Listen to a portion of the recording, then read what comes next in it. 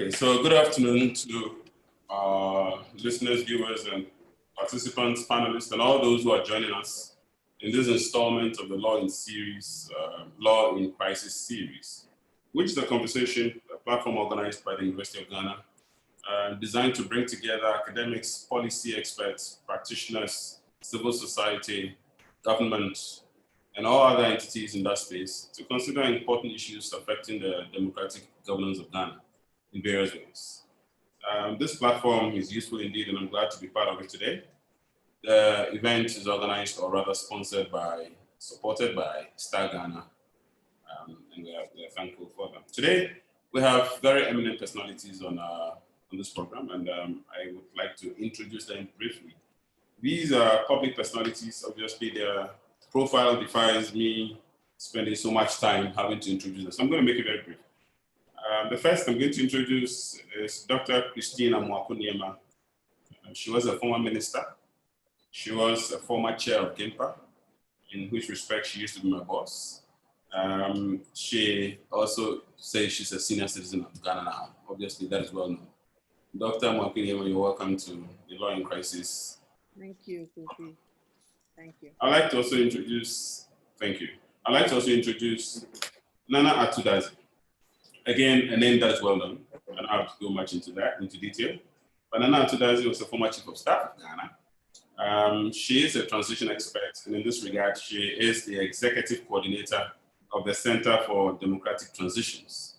Nana Atudazi is an active member of the NDC, everyone knows this, and he has enormous experience in government. So he's a practitioner in this respect. Nana, you're welcome. Thank you very much. And finally, and certainly not the least, I introduced you the Minister of Information, who says I should just keep it like that. So the Minister of Information and nothing more. He obviously also has a lot to his CV. Honorable Kojo Nkrumah, thank you for joining us. Thank you, sir.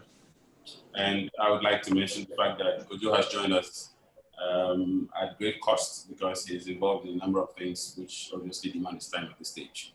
But he appreciates the enormity and the importance of this exercise, so he's here to share his perspective. So along the line, Kojo will request to leave, and I will announce that appropriately when time is due. So let me start first of all by just taking your general perspectives on the state of transitions in Ghana. We are approaching another transition in December, which obviously will culminate in things in January.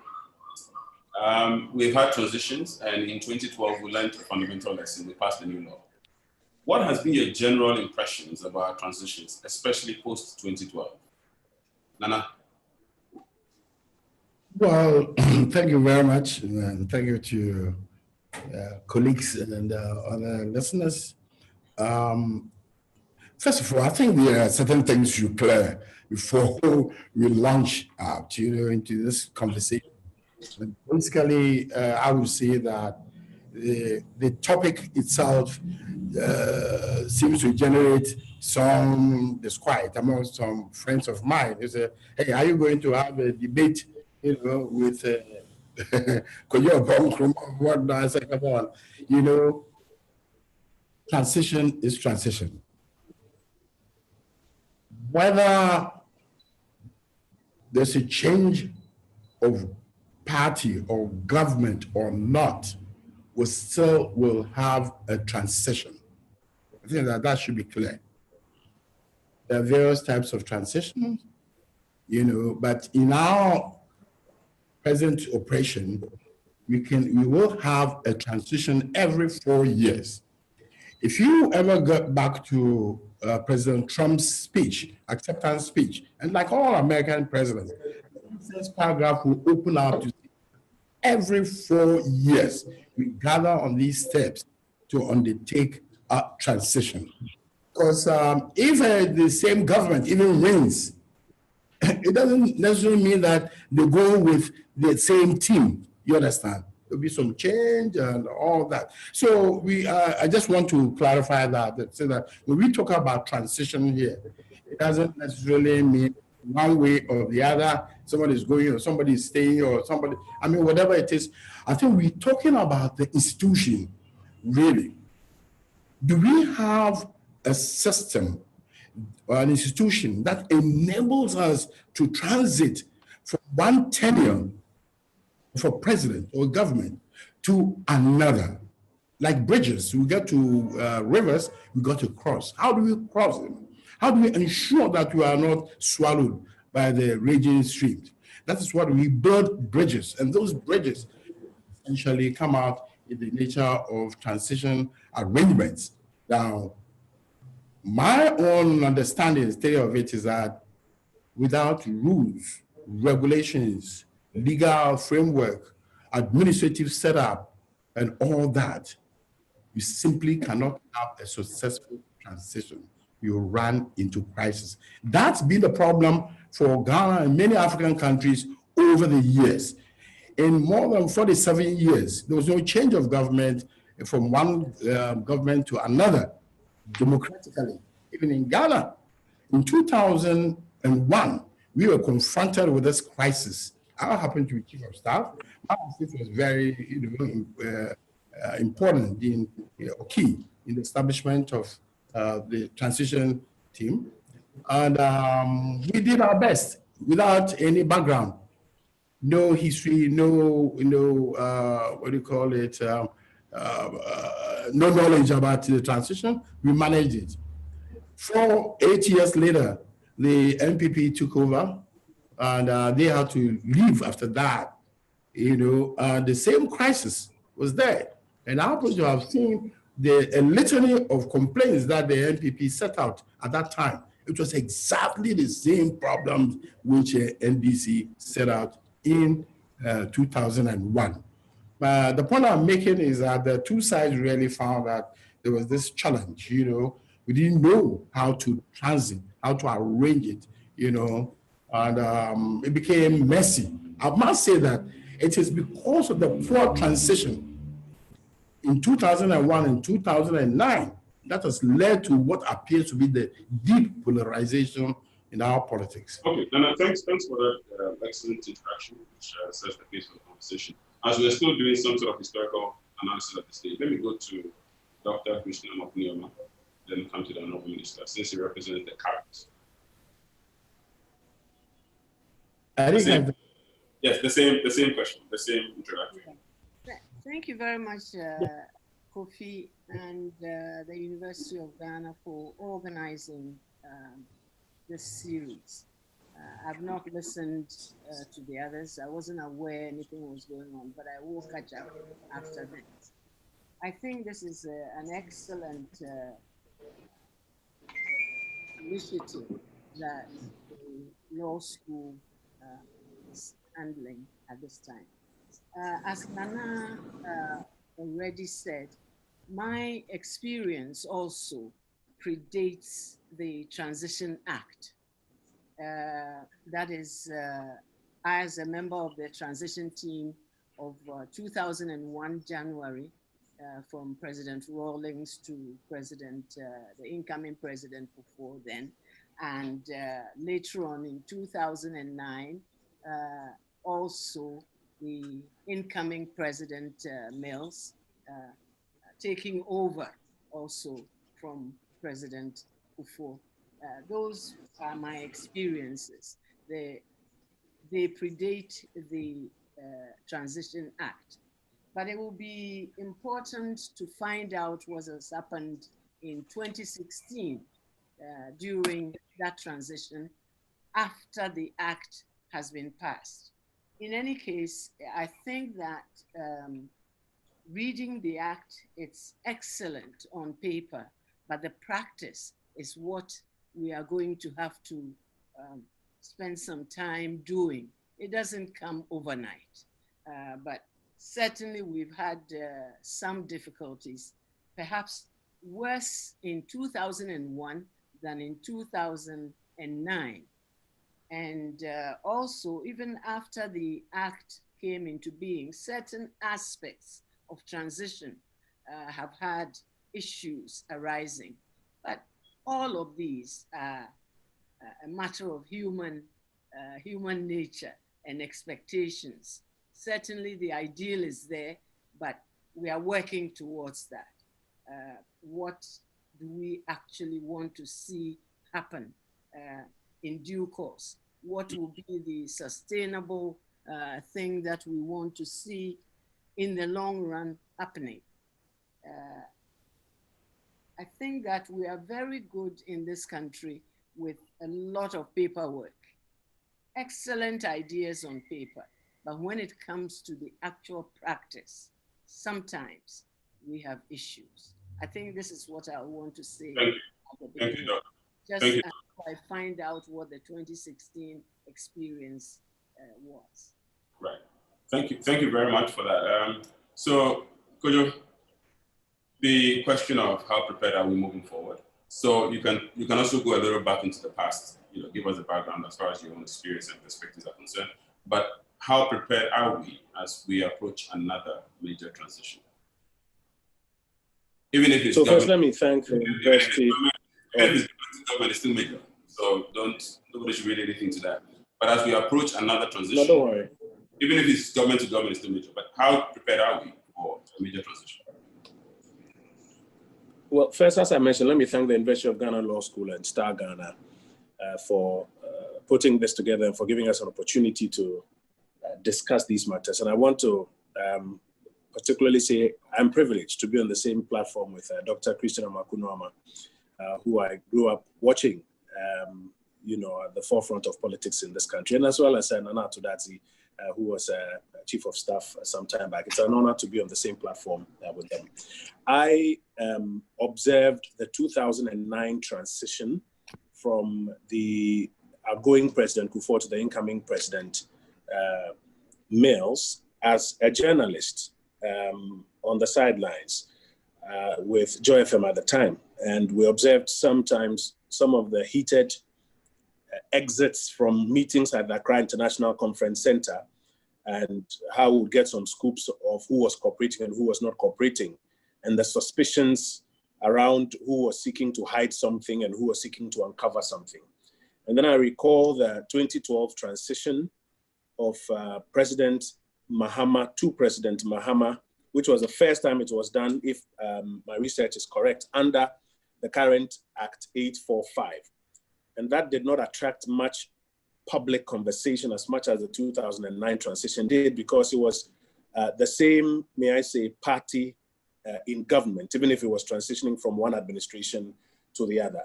In 2016, I was directly involved as a member of the transition committee, and initially as a deputy spokesperson and then as the spokesperson for the transition committee. And that was also under the instruction of Act 845. And Act 845 provides a broad legal framework, which I think has improved on some of the challenges that Nana Dadzie and Dr. Amoako-Nuama speak of. But even therein, we still noticed a number of gaps. For example, beyond the setting up of the main transition team and specifically the subcommittees, there is no specific way by which people are compelled to conduct themselves in a particular way. So you can have subcommittees formed, but in terms of attendance to meetings and provision of information, and even what information is actually required, you can have challenges there. And we did have some of those challenges in the 2016 transition. You'd get to a point where some persons would be of the view that they are being interrogated, and that the purpose of the exercise was not an interrogation, it was a handing over process. Some persons of the view that it was not a platform for seeking accountability per se, it was to provide information, and then as it goes forward, it can be attended to. So you still have gaps in there when it comes to the functioning of the subcommittees. Then you have challenges of broader collaboration. So in the 2016 transition, by the time we were done and handing over formally to the new president, the part of the transition committee that comprised members of the old administration were not brought on board in that final handing over to the new president. And therefore, you recall the ceremony at the Jubilee House where the president is asking, where are the members of the other half of the transition team? Because indeed, if I'm correct, the law talks about a transition team and not two transition teams. And so when you are missing a half of that team, because of how we have all conducted ourselves, it also leaves a little, much to be desired. And then also, even though that has not happened, and if I may slide a little bit, I'll say I'm hoping that happens in December to January. When you have transition within the same party, whether or not there will be a thorough examination of the various elements as though it was a transition between different parties is something that under this act we are yet to experience. But finally, one of the things that we may have to look at moving forward is the Office of the Administrator General, how resourced, how independent it is, so that as a bridge between the two administrations, it can do its job very well. We haven't seen that much in the previous two transitions under Act 845, and it will be good to strengthen it moving forward. Okay, thank you all for your opening remarks. Now, and I'm going to continue with Kojo. You are in government. Political transitions in the past have been marked by acrimony, and you've alluded to a few of them. So often the whole process has been patchy, full of suspicions, and cooperation has been minimal. Would you suggest an arrangement in which before elections are held, you have a transitional arrangement put in place? You have the team comprising both sides, at least, well, the problem with that is that you have to decide which parties to invite, but at least comprising the leading parties, some form of briefing, even if we limit it to the main opposition parties, so that after elections, when the anger and animosity is so high, we would have overcome that at that point. Key briefings would have been made and people would have had information they need so that we can just complete the process at the end. Would you support such an arrangement, or you still think we should wait until after elections before we talk about it? I would say that the framers of the current Act, Act 845, though I haven't seen it expressly outlined anywhere, may have considered the potential risks of that and therefore opted for this alternate arrangement where before the election, the administration of the day is compelled by law to begin filing documentation ministry by ministry. For example, here in my ministry, and I do know that across all other ministries, ministers working with their chief directors and the bureaucracy have already completed a fair set of documentation for the transition. I have done mine. I know other ministers have done theirs. And I suspect they chose this route because in our young democracy, people are wary of how much information that you also want to make available, whether publicly or to what some may consider your political opponents at a critical time like this before an election. I think it is because of sometimes the levels of mischief that comes at play within our body politic. In the medium to long term, when we have evolved some conventions that make us understand how to handle such information, it may be easier so to do. But currently, the arrangement which requires us to file documentation provides information to the bureaucracy, which can then be onboarded almost immediately once the transition teams are in place or once the transition team is in place, and therefore can cure the same problem that you want to cure without necessarily creating room for so much mischief in the beginning. I think additionally what we need to do is to develop conventions around the spirit of the transition. Because if the spirit of the transition is not clearly understood as just a platform for handing over information, then it becomes one as though some perceive it as a platform for interrogation and accountability, while others perceive it as something that can be evaded. Then some of these suspicions will continue and therefore undo even a suggestion like what you are making. So the current framework is fine, but as we get the spirit of the transition well developed, we may look at suggestions like what you are making. Dana, you have had an awful lot of experience in government. What are the dangers of electoral disputations on the transitions? And what are the risks that are posed by disputes of electoral results and outcomes? Famously in 2008, the country was almost on the brink. To what extent do electoral disputes, and particularly heightened electoral tensions, as we speak, as we approach the elections, there's so much tension and there's so much, there's so much heat, political heat out there. How do these impact and possibly endanger any prospect of a smooth transition? Well, if I take that, I think that basically I listened to my very good colleague, Kojo, and I think he's made some real exciting points. See, but I would suggest that we go back to the basics. You understand? We're coming from a history. That history is of a conflict situation where two major parties, hated each other, the iron against iron.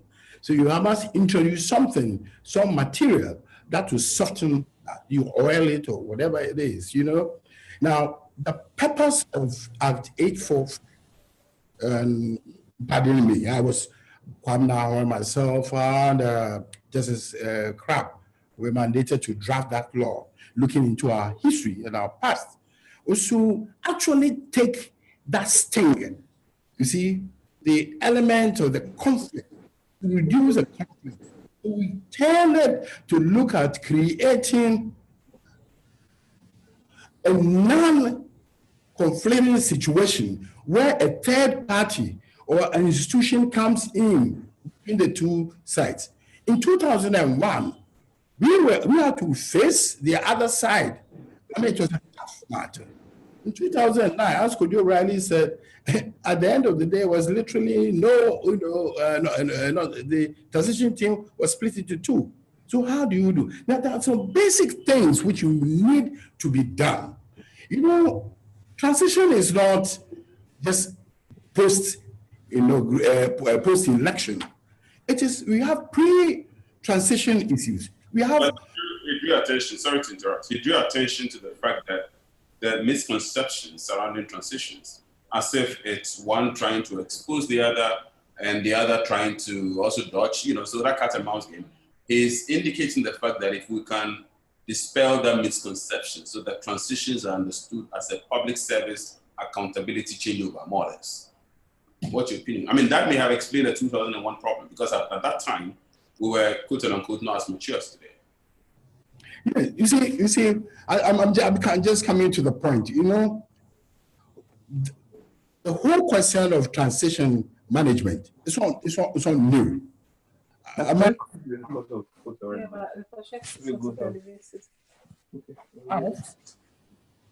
Hello. Please go on. So the whole question of transition is not new. In the UK, it's been there for centuries, you understand? There, the transition takes place within the civil service. So you hardly see any matter. They lock in people who will come up, officials who will be nominated to, to the new government in advance, potentials, and advance into the civil service to understanding the whole system. Now, in the US, they had the same conflicts until 1963. Also, their law. Now, we have opted for this American system whereby we introduce a third factor, that is the Administrator General. Now, the Administrator General, heads a presidential, unit, which collects all the data, all the material. So the transition team per se, when they meet, will be a short period. First of all, handing over notes are handed over to the Administrator General. He keeps them 1 month before election. Now, when there's an election and the new team wins, a new party wins, then the Administrator General passes the handing over notes to the new team. There can't be any conflict. Now, in 2001, in 2009, what happened was that NPP was demanding from NDC, the other vice versa in 2009. That is where the conflict, you understand. In terms of accountability and whatnot, it is better to have an institution that will deal with the issues. When people after election, about 2001, 2009, rush to take over toilets and boats and whatnot, it means that there's some problem. People are chasing. 2001, they were chasing for cars. In 2009, they were chasing for cars. Even in 2016, they were taking over cars. Why? Because we don't, for instance, have a national register of assets. As we sit here, there's nobody who can tell us all the assets of state. You know, so the Administrator General's outfit, for instance, is mandated to create, you know, a national assets register, so that we can change that. It will not be any vigilante's, what do you call it, effort, either in 2001 or 2009, you know, to want to chase cars or to want to take over whatever. I'm saying that we need to address the 2016, the 2012 law, and then strengthen what we have set down with the Administrator General. Okay. What is the state of the Administrator General's establishment as we sit today? I want to know that. I think it will be more constructive if we can address that for now. But as I said, just to make sure that we make for smoother things. It is not just a meeting of the parties as such. There are other ways of dealing with it. We can have seminars and training programs organized by the transition, the Administrator General, as in the US and whatnot. I'll come to that. The common thread that runs between what you said, Nana, and what we just said earlier, is the issue of trust. There still remains a huge trust deficit between they're supposed to be a team, but in reality, they are splinters in a team. We know they're together, but we know there's NDC. And that splintered character of the team never goes away. Dr. Christina Amoako-Nuama, how do we address this whole difficulty of one having a team that should operate as a team, but in reality, they actually represent different political parties and each is trying to come out looking cleaner. And especially for a government inheriting power, it wants to ensure that it doesn't lose anything. Vis-a-vis the issue of the difficulty with asset inventory. Nana mentioned the issue that we don't have proper asset inventory.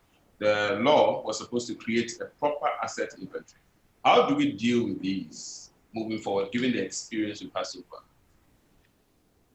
That when we emphasize the transfer of power over the transfer of administrative structures, that is where we may have run into some problems.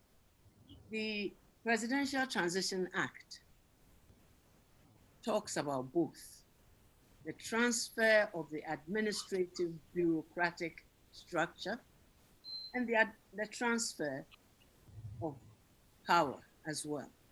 Now, there are sections in the Transition Act that if we were to follow properly, then the bureaucrats, the chief directors, the coordinating directors, and those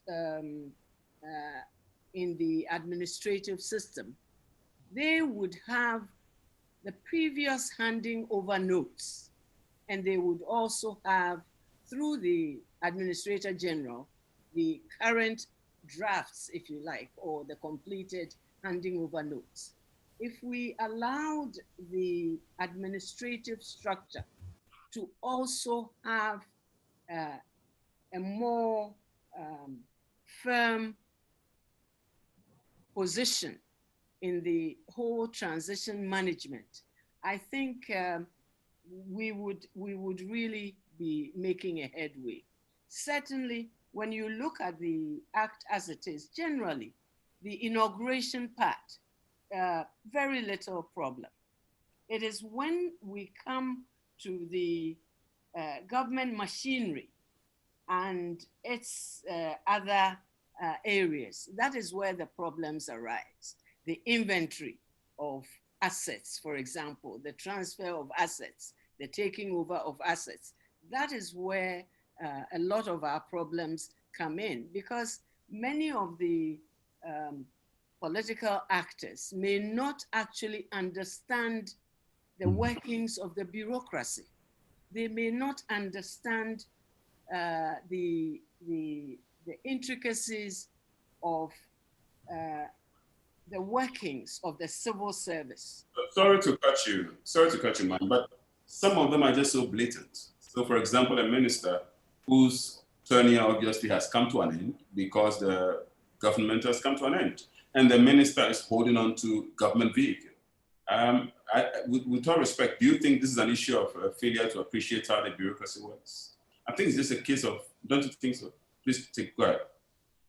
I think, Kofi, the appearance and the actual facts may not actually bear out. This is where the Administrator General, if he has the complete list of government assets, and so his office, his or her office, ought to be strengthened. I don't even know who the Administrator General is. And I don't know if there are many people who know who this person is. It is important that that aspect of our bureaucracy should be strengthened. We look for a certain amount of inclusiveness also in some of these things when we are working. I think just trying to exclude a whole section of people does not bode well for our future. Thank you. Kojo, you're in government. You've had nearly 4 years to do something about strengthening the transitional processes. And you mentioned that the Administrator General ought to be strengthened. What have you done about that, or what do you intend doing about that, since we have a few moments to go? So 2 things. First is the temptation to tinker with the law. Second is the growing of conventions around the law. We've been hesitant to tinker with the law because, like all other pieces of legislation, and particularly sensitive legislation of this nature, you want to give it room to grow and be tested before you rush to tinker with it. So we haven't tinkered with the law. But what we've done is to ensure that the processes of making information available to the Office of the Administrator General is done quickly and exhaustively. So the Office of the Chief of Staff very early in the year sent a circular to all ministers at a number of cabinet meetings. For example, it's a matter that has been raised that ministers should do well to comply, so that the Office of the Administrator General is seized with all the information that ought to be made available to that office in good time as the custodians and in preparation for the next transition. I think where the balance currently is, and which balance we now have to strike without necessarily, again, tinkering with the law, is, for example, now that I have filed or I have made available the first set of information from my ministry, is the Office of the Administrator General in a position to even interrogate what I've made available to that office? I'm not interrupting, because I'm not interrupting, but in terms of administrative strengthening, you don't need legislative reform, you don't need a tinkering, and I understand the difficulties you have about tinkering, but in terms of strengthening its logistical strength, its administrative posturing, strengthening its capacity to enforce orders, how have you empowered this body, this entity, to do its work? It's a demand and supply question. Like we have done with all of the other entities, many of which are independent, we've been committed to ensuring that they are well resourced. I mean, if you take offices like that of the Auditor General and Shraj, etc., including the Office of the Administrator General, generally, we have improved resourcing to these bodies. But whoever occupies these offices also has to do some work to help bring about the strengthening that we're looking for. And that's why I'm giving an example that, for example, now that we have made information available, is the office in a position to interrogate what we've made available? Because that is key, and it is a balance that cannot be legislated. There's a very tactful balance that must be walked in, sort of interrogating and getting the That's administrative. The capacity of to deliver, so administrative capacity. Don't you think that's something you can do without having to do any tinkering with the law? No, so like I have said, you support in getting the administrative capacity enhanced, but whoever the occupants of that office are also have to while maintaining that balance, also step up or participate in this administrative strengthening. And that's why I'm giving this specific example. When we make information available, how do you walk that fine line of interrogating, even from the sitting administration, what has been made available? Because, yes, I admit there may be the tendency of people having an interest to fudge or to hide some things or not make some things available. Are there standard templates or follow-up mechanisms or validation mechanisms that don't necessarily need to be legislated, don't have to come across as though you are challenging the administration of the day, but allow you to validate? And once you are validated, then the other half of the transition team can have confidence or trust in what you have made available, and therefore not turn the meetings or the formal meetings into a cross-examination session. So I think at this stage, like I said, it's too early to tamper or to tinker with the law. It's about resourcing and also about the occupants of that office finding innovative conventions by which they can help all of us have some more trust in the ability to do a good, fine middle line job. Okay, I understand that, but I would have still been clear with you, probably giving us specific things you have done or you intend to do between now and say December to at least support it in areas that do not require legislative reform. And I understand some of the things you said. Some of them are not exactly fine. Some are a bit blended, so it's difficult to do one without the other. But I'm thinking that if, for example, he needs researchers, if he needs validators, he needs auditors, he needs all kinds of people to help him cross-check, like you indicated, to ensure that information thrown at him have a certain factual and supporting basis. These are administrative and support. I'm thinking that between now and December, if you haven't done that, it would have been useful to hear if you intend to. Two big ones I've mentioned are the issue of resourcing. You recall the last transition, it even turned out that the Office of the Administrator General had only one pickup at its disposal to work with for the entire office. We have done a lot more work in resourcing, not just them, but a lot of the other entities, so that resourcing, and no entity in this country will say they have all the resources they ever look for, but in stepping up comparatively the kind of resourcing they have. Secondly, like I mentioned, in making the information available way ahead of time so that it's not a rushed process. You recall in the 2016 transition, they now got to a point where the Administrator General was not even seized with some of the documentation and the files. In this instance, we've been a bit early, about 3 months ahead of time, making the first sets available. So those two, for example, non-legislative have happened. But there's the other side, which is the demand-supply question, that the occupants of that office also now have to step forward and say, we will require X, Y, Z more beyond what you have done. And that's what I'm saying. It's a fine balance that they also have to step up with. Okay, thank you. Okay, quickly, just interject quickly. Yeah, I think that for me, when I step outside into other jurisdictions and to investigate their transition, we ask some basic questions. You get me? What's the structure of their transition agreement? We ask whether they have a legal framework, whether they have an administrative framework, that establishment that deals with it. Whether they have an administrator general, for instance, somebody who can hold a child. You get me? Whether they have that established, there's something. But I'll just come there. Now, let's talk. We have a great legal framework, undoubtedly, in Ghana. We're ahead of most of Africa. Indeed, experiences which other countries, including America, study. And I'll explain it in a moment, you understand? But in terms of implementation, what is the administrative state of the, the PEU? You see, now Presidential Estate Unit. It's interesting to find out nobody seems to even know who the head is, or probably where their office is. The truth is that the head of that establishment left office last year.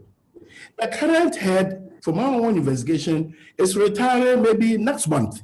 You understand? Now, there are statutory obligations cast on this office. One, to call in, to issue notices about 3 months ahead to all the ministries and departments, the presidency, calling for, alert and calling for, the handing over notes.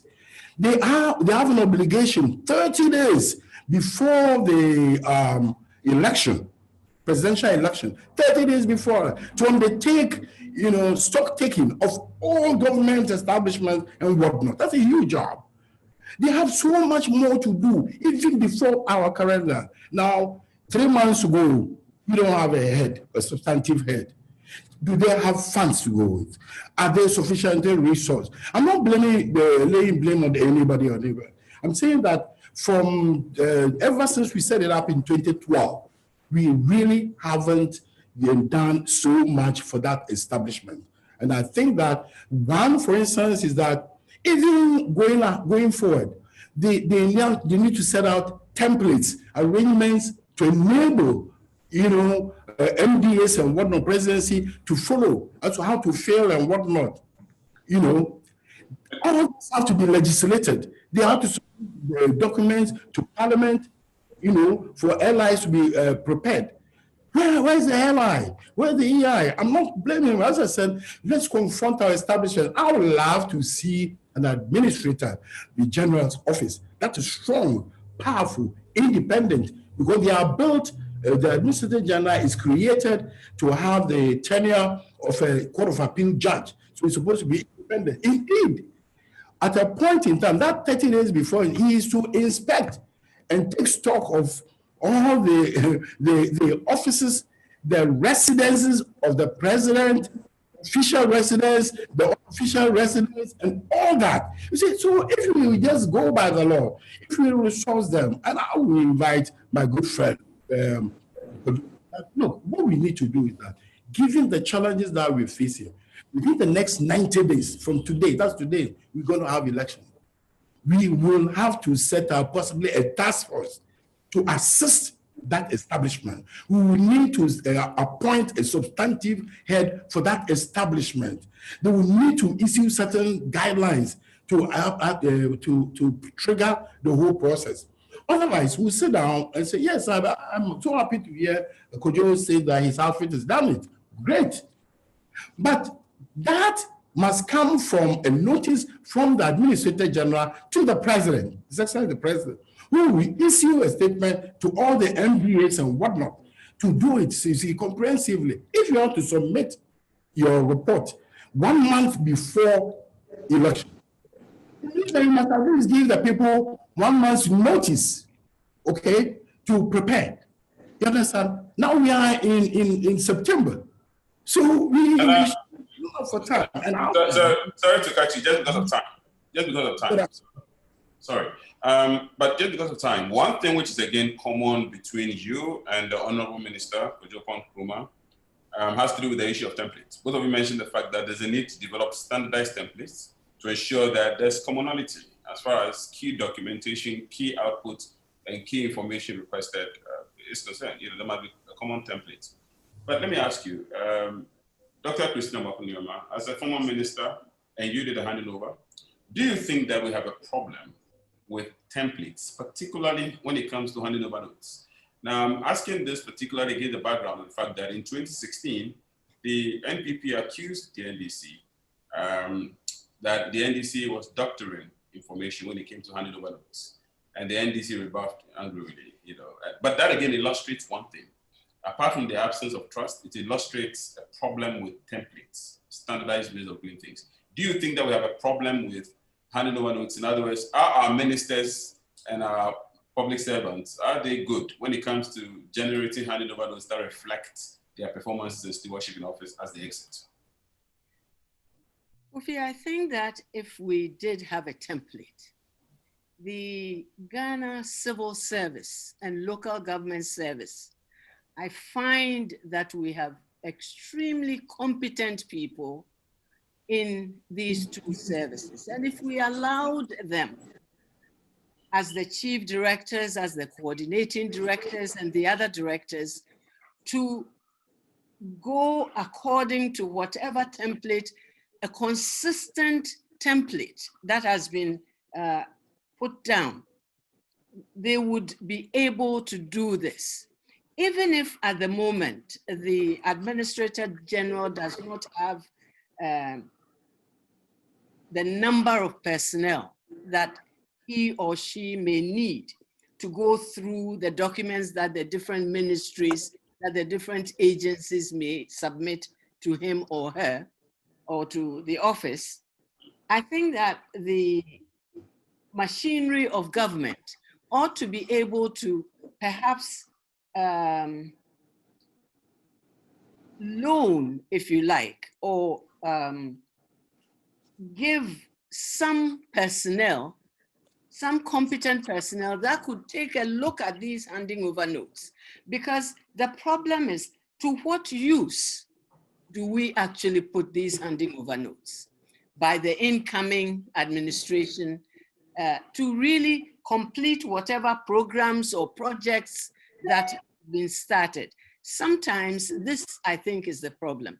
We are always quarreling or complaining or talking about the challenges of not having enough bodies to do the work. But I think that within the system, if we did identify, we would be able to locate the bodies that would be perhaps even loaned on loan to the Administrator General's office. I think this could be done. Thank you. It must be a system in place that we consistently work with. It's important. Right. Thank you very much, Honorable, Dr. Christina Amoako-Nuama. The Honorable Kojo Nkrumah has indicated he would like to leave, as I mentioned at the beginning. But Kojo, before you leave, would you want to take one last question and respond to it very quickly for us? Yes, please. And I think Nana Tudazi wants to make an intervention. So maybe once he also takes his take, then if I have to respond, I do so. No, I think that you need to hear this little point. And I'm saying, I mean, I speak as somebody interested, you know, as an expert out there. You know, we must draw a distinction between calling in the records and interrogating the records. Yeah. Yep. Now, in a book I have authored, it's not yet out, but in the my studies, and I've interviewed very experienced persons in Nigeria and others. What you said that, look, the transition team, and that is the problem we've had all along. The transition team, the period that they stay, so the period of the transition that they meet, the type of people, the capacity of the people out there, they simply don't have the capacity to interrogate the handing over notes. What the transition team period does is only to ensure a transfer. Now, after the transfer, over the next 4 years, we have agencies of state, police, whatnot. It is not the function of a minister. It's not the function of a public officer to start saying, I'm interrogating this, or I won't pay this because I'm not satisfied with this, that kind of thing. So it's over a period. If there is, what do you call it, a crime perpetrated to have committed or whatnot, you refer to the various agencies of state. The transition period, it's a very simple matter. We just transfer power. Indeed, the civil service, as Madam was saying, but there's a transition almost every single day. When somebody is going on leave, he writes out his handing over notes and leaves it and goes away. Investigating or interrogating it is another matter. And because of his time, because of the minister's time, sorry, I think you made a point on that. So thanks. But could you ask you prepare to leave? I would like you to take this one very quickly together with what Anna has said and just tie it all together. The cost of transitions. So when you leave, we'll consider that you're absent. But the cost of transitions. The 2012 transition, for example, was estimated to have cost in excess of 200,000. Well, not even the whole transition, but just the team. The cost of the team was estimated to have cost in excess of 200,000 cedis for just the team. And that was in 2012.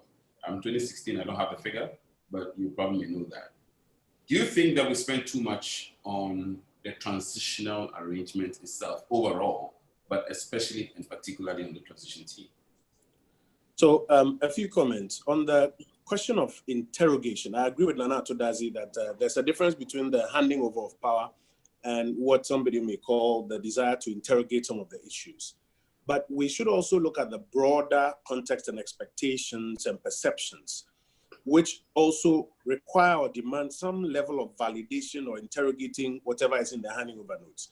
And that is why I am of the view that we need to develop some conventions around the transition process that allows the Office of the Administrator General to do some baseline validation of things that both sides of the team can therefore trust. It goes a long way to negate the requirement for people now to sit at the transition table and seek to interrogate or turn it into a cross-examination platform. Because while, yes, there are bodies down the line in the next 2, 3, 4 years who can do a proper investigation into anything, at that table or during that process, there's also a desire across the country, while I admit it's not a cross-examining platform or an interrogation platform, there's a desire to know that the facts as they are is what have been put together and handed over. But if the Administrator General's office can do that baseline work a bit more, it makes the process easier and negates any need to go into some further details. And that is why I circle to the earlier point I made, that it's a demand and supply thing. The persons into whose hands that responsibility of manning the office has been entrusted must also understand that they cannot just be the conveyors of paper. They also have to step it up to a particular level, whether they are in acting capacity or substantive capacity, or they have 6 months to go. They have a sacred duty to ensure that they are not just passers of paper. And as Dr. Amoako-Nuama mentioned, they're very skilled people in the services. To the extent that we are evolving our democracy and are not interfering with their work, they should step it up a bit some more and demand some more if they require some other logistic beyond what we've provided. Now, finally, on the issue of the cost of transitions, in all honesty, from my experience as a journalist, today as a practicing politician, I think the question of the cost of transitions has been more mischief than reality. More mischief than reality. Democracy in itself, Ms. Abotsi, is expensive. So everything we do in this democratic exercise, the whole nature of having people from different sides sit, having the Office of the Administrator General, etc., it will cost some money. Expensive, but efficient expenditure. And well, when we say expensive, that's one part I disagree. When we say it's expensive, my understanding of expensive is not in the use necessarily of public money in a certain way. I think the efficient deployment of resources. So a team, a transitional team, assuming that the 2012 figure is true, 200,000 plus, do you think that's an efficient deployment of resources? In fact, the one that sounded most scandalous was the 2009 one. And you can always, read between the lines. The transition mostly is administered by the outgoing administration. They incur the expenses. The new administration comes in and says, this is how much they even spent on the transition. We have a brouhaha for the next week. And that's why I say that it's more mischief than reality. Yes, if the Office of the Administrator General is functioning a bit more stronger than it is doing now, we can shorten the process, tighten it up, make it more financially efficient. But I don't think that so far, in reality, there has been so much inefficiency to warrant the kind of headlines and mischief that we have both sides of the divide indulged in previous transitions. And moving forward, if we get the independent body to do its work a lot more tighter, it should make questions of the cost of the transition unimportant. I'm not sure ahead of the cost of the US transition or in other jurisdictions, but here in Ghana, we like to play mischief with a lot of things. That's what I have to say about it. Okay, so as you depart, unfortunately, you wouldn't hear the responses of my two other distinguished guests, Dadzie and the minister, who, like you, were ministers and government functionaries. And I will let you know what they said when I meet you privately about the cost. I'm not wholly satisfied with your answer, but I understand. I know why you say the things you said, but it's more brouhaha. But yes, I'll hear from them and then we share. But let me thank once again the Honorable Minister of Information, Kojo, for making time. He is involved in all kinds of things and we have to squeeze him here. So we appreciate your time. And you can go back to saving Ghana. I want to say thank you, and thank you to Nana and to Doc, and I would hope to learn from the final comments that they share with us as well. Thanks once again. All right, thank you, Kojo. Thank you. Yes, so, Dr. Amoako-Nuama, do you think that, given his answer, that transitions are not, that we're making too much fuss about the expense involved in transitions in Ghana? let me come back again to the matter of the Administrator General. The person who is appointed, who appoints this person, how independent are they? These are all questions that we need to interrogate. We can put the blame on the political actors or on the bureaucracy.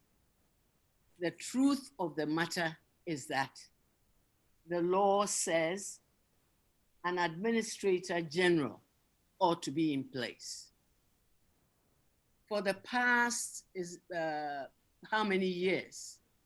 8 years now since Act 4845 was passed. Who have been the Administrator Generals? What have been their output? Even during the time as government is running, as the administration is running, the handing over notes are not documents that are supposed to be just handed over and be done with. What do we do with the contents?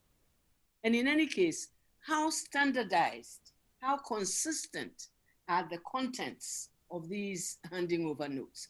All of these are issues that we need to look at and to find a way to assist and to support all those who have to write or all those who have to deal with these handing over notes. And in any case, I know for a fact that the coordinating directors or the chief directors have a lot to do with this. So it shouldn't be a problem. As long as we have a template that everybody agrees on, these things can be done. And the Administrator General ought to do exactly what the law says they should do. And I think that in time, with practice, we will become perfect. Yes, we think that 8 years, 12 years, 20 years is a lot of time. But when you compare this to the length of time that other democracies have had, we are actually babies in this thing. And we ought to really sometimes give ourselves a little bit of credit, I think, okay. as we go along. So it looks like I'm the one who's complaining. Let me hear Nana, and then I'll see if I'll repent of my complaints. But then, yes. Are transitions expensive? You can just quickly give me your... No. It is expensive. The transition process is expensive when it's not defined, when it's not structured, when anybody walks into the conference center, remember community, takes part in the whatever happens. Now we have an establishment, an institution that demands the handing over notes. So you don't need anybody to be sharing handing over notes at conference center or anywhere. 1 month before the time, administratively, at the punch of a button, you could send the message back to the Administrator General. The formal meeting of the transitional team could be as short as a day or a few hours, where the documents are formally transferred. These are formalities. You transfer 4 things. 1, you transfer government machinery, where you hand over those notes to the other government. This is it. In 2016, at the time of the transition, the NDC had about 6 or 8 handing over notes ready. At the time they inaugurated, out of is it 26 or more? Because they were not ready. You see? Now, that's what we should improve on it. You understand? But I'm saying that 1 month back, we could have done it. Indeed, we called for an amendment of the law in terms of moving the election, the transition period, 1 month back. It was rejected by Parliament. So they would have had 2 months to deal with the issue. In America, the transition starts 6 months back. Handing over notes is submitted 6 months back with all their computer, whatever. 6 months back. You give yourself more room to prepare. You understand? Now, all these things are missing. I'm saying that when you have an institution dealing with it, you will come to a situation like in Britain, where transition takes 3 hours. You don't believe that one? 3 hours, where all that you see on the television is, you see the outgoing prime minister, you know, in some Rolls Royce or whatever, to the Queen, hands over his letters, and then another hour or so, you see another person coming back, you know, going to the Queen, taking letters of credence. You know, that is all that you see. So why should we spend 1 week or more fighting and, you know, jostling and demanding documents we don't have the capacity even to understand? You get me? So I'm saying that let's allow the institutions to work, and then it will be less expensive and more efficient for us. This is the message I go out tell people. Sierra Leone, Liberia, Gambia, whatever it is. And they say, Bagana, you are on top. But the reality is that we are standing still.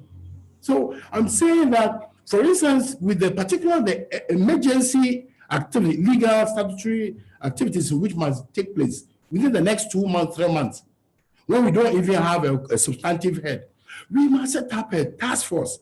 Government must, you know, opposition, whatever, set up a task force to go and assist them to deliver. You understand? Otherwise, we will be heading towards chaos and confusion. We've been there before. 2016 was very smooth because we operated on the back of the PTA, that the Presidential Transitional Act. 2012, we used the Presidential Transitional Act as, you know, it wasn't ready, really. I mean, so they use it just as a guide. You understand? It was also good. But 2016, after 2016, Ghana does not have any excuse to have any crisis, you know, with transition, because there will be more transitions to come. But like Madam said, I believe that once we've laid the foundation for the institution, once we resource the establishment, once we make sure the right persons are there, the head is appointed by the president, you know, in consultation with Council of State. So what do you fear? But he's an independent person. So like a judge, even though you appoint him, he takes position, you know. And when it comes to the regulated or legal remit, he enforces it. If he fails, people can take him to task. If the president fails, how do you sue the president? It's a tough time. But it's an establishment that must undertake stock taking of the president's private residences, president's official residence, that of the vice president, that of the ministers of state, that of district chief executives, and all that. The executive, you know, it is the point of accountable governance. You understand? It's the PTA is the point of accountable governance. They can ask questions which you and I cannot ask. In the US, when they come for the stock taking, they let you take everything away. 3 months later, you get a note that tells you that there's something missing. Okay. Or they take, what do you call it? They fine you for it. It's there, it's published. So I'm just saying that we must take this matter serious. We have 90 days to action. We must prepare, the same person must prepare for the swearing in and all that. The stock taking on the 7th of December. I don't want to bore you, but these are, for me, I have a list which says about the urgent short-term requirements, as well as the medium-term requirements, you know, because you have the establishment like Public Procurement Act. What is their business? What is their business? For me, that establishment must be collapsed into the public, into the presidential estates unit, and the Ministry of Public Procurement abolished, because we have a substantive head whose business is to acquire, to purchase assets and properties for the state and keep a register of assets. That is it. And you can chase people who abuse it. We can use the PPA as a support, to vet things. You understand? So I'm sorry for this long tirade, but okay, very, very educative. Thank you very much. At this stage, I would like to read out a few questions that we have, and I'll direct it to you as it applies. So there's one that says, Nana Atudazi said transitions are governed by laws and rules and regulations. Is it not true that the difficulties experienced in 2001, 2009, 2016 were due in fact, to the fact that Ghana laws, rules, and regulations were not enforced or complied with? I think you've actually answered these in many ways. Yeah, you need to have laws. Yeah, yes. Another question says, another question says, for instance, in 2017, I think the comment, the Office of the Administrator General requested to be linked to the GIFMIS platform for comprehensive military. Now, in so doing, the Office of Administrator General will be able to automatically capture government procurement undertaken by the various ministries, department agencies. This will no doubt eliminate most of the issues that arise. What has the government done? Mr. Nkrumah has left, so we have no government rep to speak on that. Mr. Daniel Appiah said the Presidential Transition Act 2012 created the Office of the Administrator General to compile credible data for all state and government assets and property and facilitate their handing over from one government to another during presidential transitions. Now, I'm happy the Honorable Oppong has mentioned the OAG and pointed out that there's a need to resource the office. I want to know from him, he's left, so I can't complete the question. And there's something also for him, he's left.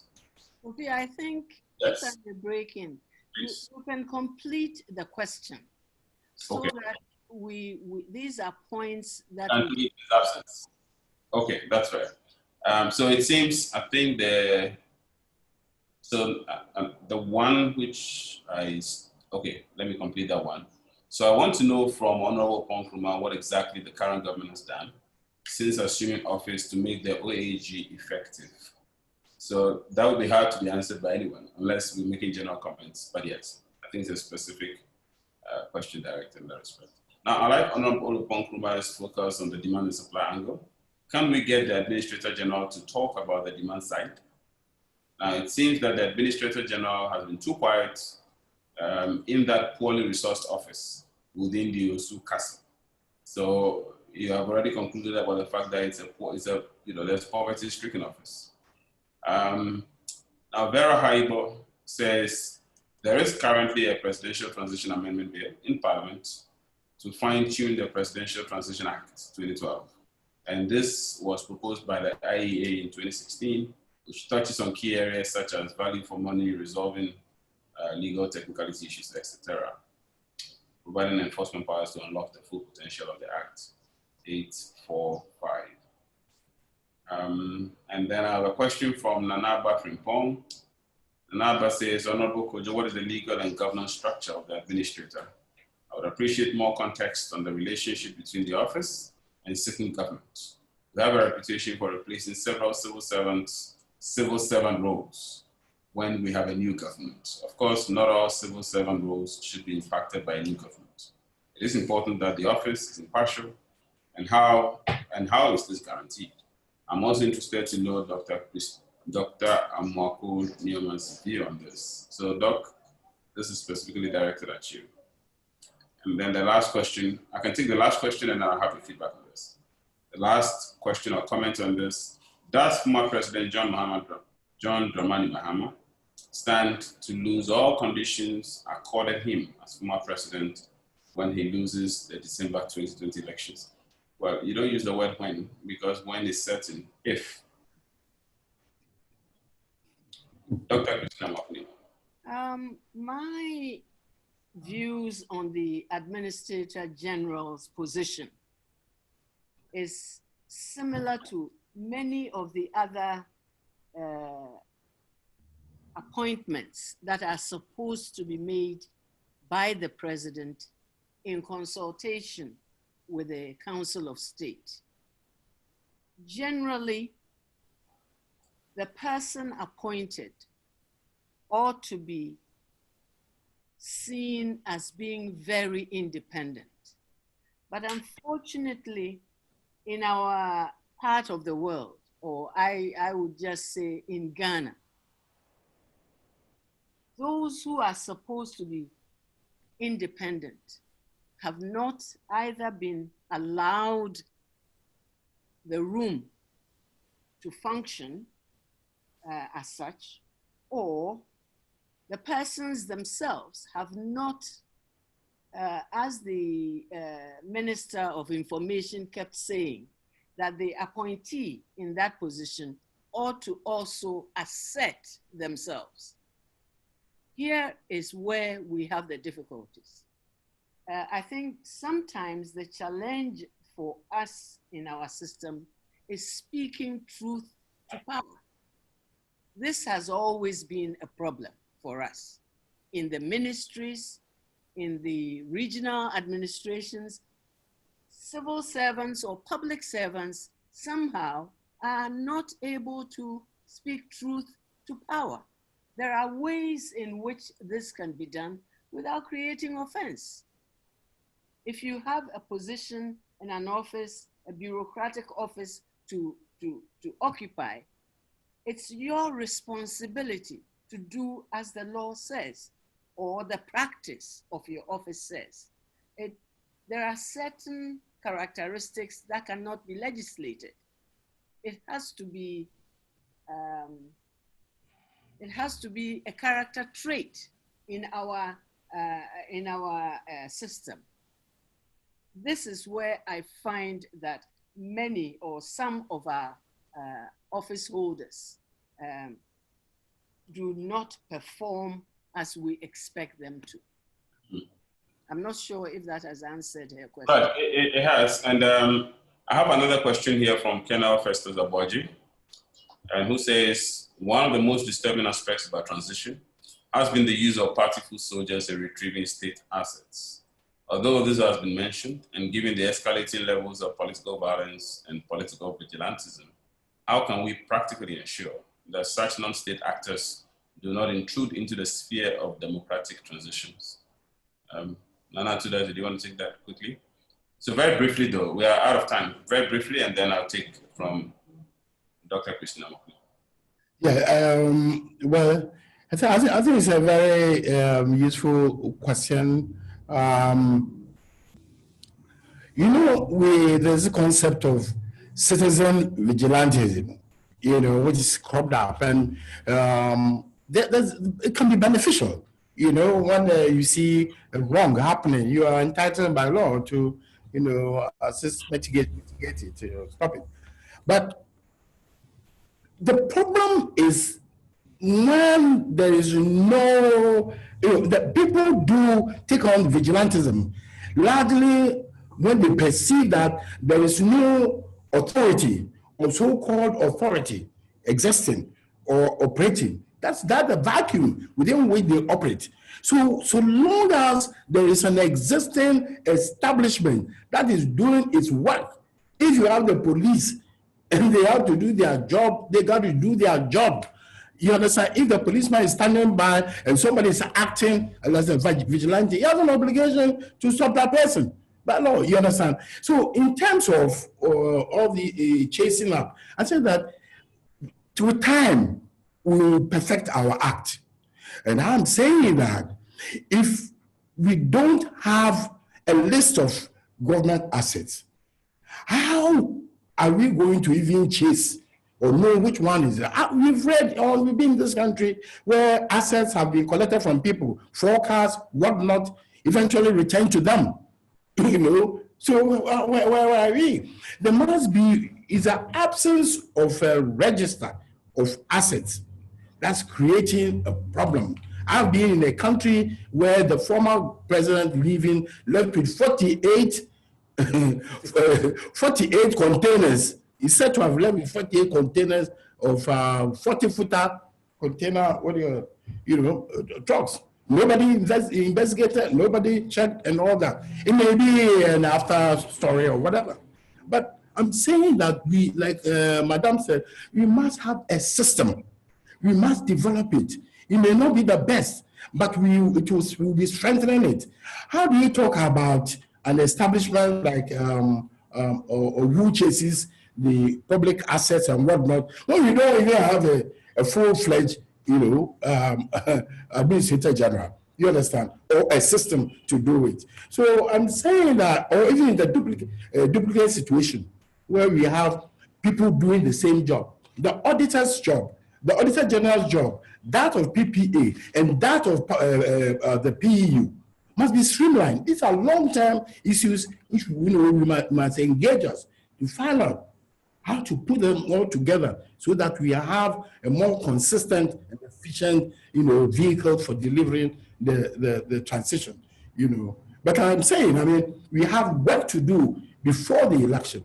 There's work to do during the election. Then there's also work to do after the election. That's why we say that we are only scratching the surface. I'm sorry, if we just start talking about post-election management. What about the pre-election management? It's a huge area. If you fail that, you fall into the river. Yes, Kofi, the issue of what I will call political thugs, sometimes we have to face the truth. Some leaders seem to be permitting this to happen. And the fact that there are some political actors who will take into their hands, in spite of the fact that we have the police and the other security agencies, there are political actors who will continue to do these things because nothing happens to them. They are allowed to go scot-free. And this is something that we must face as a people. We like to pretend that we are not seeing what is going on. Even when you have written, even when you have pointed out certain things that have gone on, letters are not responded to. No action is taken against those who have done what they are not supposed to do. And what do you expect other people to do when they see people getting away with these things? This is our problem. And so long as we pretend that everything is okay, when we know it is not. Can I give one word for it? Okay. Impunity, that sense of impunity, people believing that they can do things and get away with it, that they have political masters or whatnot, who always go and bail them out. But political parties do that. They storm police stations, they take leave at our persons. Some people call from above. Look, if we don't cut out political impunity, there will be no peace in this country. And it's an establishment for dealing with these matters. If somebody is holding a property that's not state property, you make a complaint to the administrator general, he will, ask the police to retrieve it. That's the order. It happens only when there's a vacuum. There's a perceived non-existence of, what do you call it, political order or authority. But when it exists, you have no excuse. Given our experience as a country and given all that you've all said, and given the election, which is staring us in the face in just about, 3 months, how confident are you that we will experience a smooth transition? Whether intra-government transition, i.e. from one government to itself, or inter-government transition from one government to the other. Dr. Amoako-Nuama first.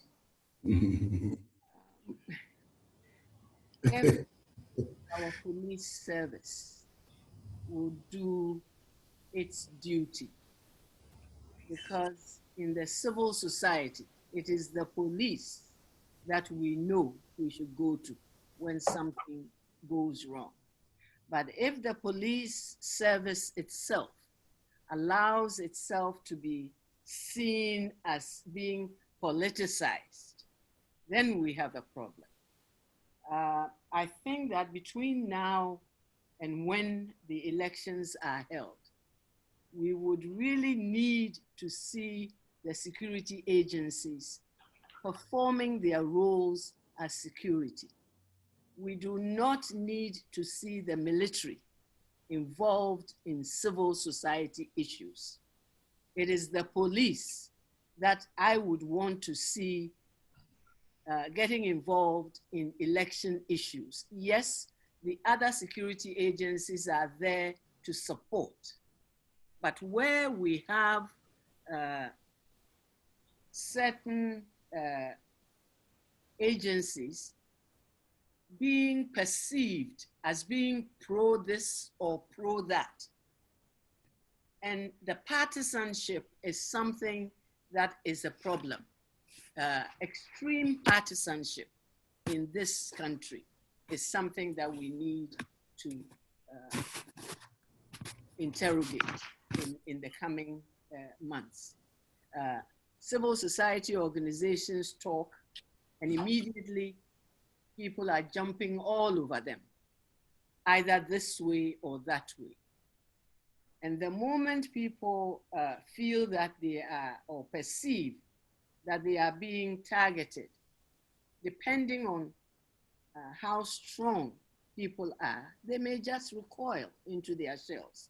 And unfortunately, social media being the way it is, you don't see who the person is that is saying what they are saying. People take all kinds of liberties to destroy others, the reputation of other people, by stating things that are not completely accurate. These are all matters that we need to begin to look at seriously. We can't just pretend that everything is all right. Thank you. Thank you very much. And Nana? Yes. How confident you are about the transitional arrangements for December?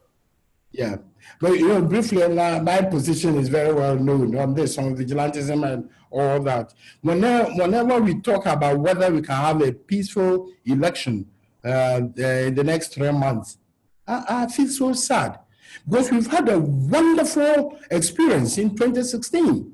No matter how tough it was, we had a tough running debate and whatnot. We went through and we scaled through, and had a wonderful, handing over process. I'm saying that is what made some of us where we are today. You understand? Now, so why after 4 years we talking about whether we can have a peaceful election or what? We must be moving ahead. For me, we can't talk about what's going to happen the next 90 days because it's in the air. But we can talk about what has happened within the last 9 months. That is reality. You understand? Or the last 12 months or 1 year. See, you look at the past to determine what's the present, to look into the future. The experiences of Ayawasu was a bad dream. I thought that after the appointment of Mr. Short's committee and its recommendations, we'll go ahead, and we all decided, no, never again. We shouldn't see that. What we saw during the registration, suddenly, make people feel shudder at that point, because some say, oh, there were scattered events and all that. I said, my position is very simple. The police, from time immemorial, have been involved in our election processes. Let's keep it at that. And I think that I have faith in Ghana. We will take the right decisions within the next 90 days, and we shall have a peaceful election. And then, Ghana will move on. Thank you. Thank you, my distinguished panel.